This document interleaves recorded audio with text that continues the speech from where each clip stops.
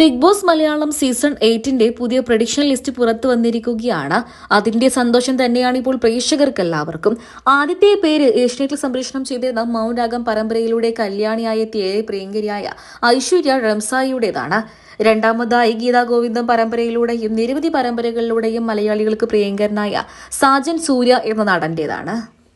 Big boss Malayalam season 1 മുതൽ തന്നെ എല്ലാവർക്കും പരിചയമുള്ള ഒരു ബിഗ് ബോസ് റിവ്യൂവറാണ് ഡോക്ടർ രേവതി.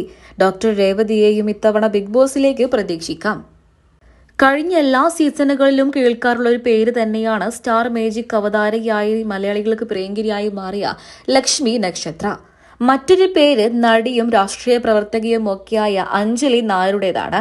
അഞ്ജലിയും ചിലപ്പോൾ ബിഗ് ബോസിലേക്ക് ഉണ്ടായേക്കാം.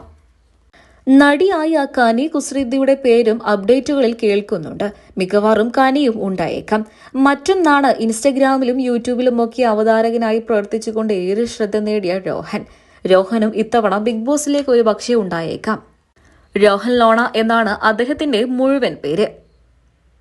ആം സൂപ്പർ ഹീറോ എന്ന പേരിൽ സോഷ്യൽ മീഡിയയിൽ അറിയപ്പെടുന്ന ഒരു ഇൻഫ്ലുവൻസറാണ് സന്ദീപ്. സോഷ്യൽ മീഡിയയിൽ സജീവ സാന്നിധ്യമായി ഹാസ്യ റീലുകളൊക്കെ ചെയ്തുകൊണ്ടാണ് സന്ദീപ് ശ്രദ്ധ നേടിയത്. അദ്ദേഹത്തിന്റെ പേരും പ്രഡിക്ഷൻ ലിസ്റ്റിലുണ്ട്. സോഷ്യൽ മീഡിയ ഇൻഫ്ലുവൻസറായ അമല ഷാജിയുടെ പേരും പ്രഡിക്ഷൻ ലിസ്റ്റിലുണ്ട്. മലയാളികളെക്കാൾ ആരാധകരുള്ളത് അമലയ്ക്ക് തമിഴ്നാട്ടിലാണ്. നടനും ഗായകനും സോഷ്യൽ മീഡിയ ഇൻഫ്ലുവൻസറുമായ ഹനാൻ ഷായുടെ പേരും പ്രഡിക്ഷൻ ലിസ്റ്റിലുണ്ട്. ഇപ്പോൾ ശ്രദ്ധ നേടിക്കൊണ്ടിരിക്കുന്ന ഹനാൻ ഷാ മിക്കവാറും ബിഗ് ബോസ് മലയാളം സീസൺ 8 ഉണ്ടായേക്കാം. കഴിഞ്ഞ 2-3 സീസണുകളെ അടുപ്പിച്ച് കേട്ടിരുന്ന ഒരു പേരാണ് ഉപ്പുമുളകും പരമ്പരയിലൂടെ ലച്ചുവായി എത്തി മലയാളികൾക്ക് പ്രിയങ്കയായി മാറിയ ജൂഹി റുസ്താക്കി. താരവും ബിഗ് ബോസിലേക്ക് ഒരു പക്ഷേ ഉണ്ടായേക്കാം.